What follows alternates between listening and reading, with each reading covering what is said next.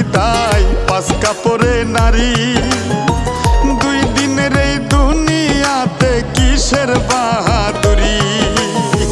জীবনের ওই প্রথম গোসল হইছে অন্যের হাতে, মরার পরে শের গোসলটাও হইব অন্যের হাতে।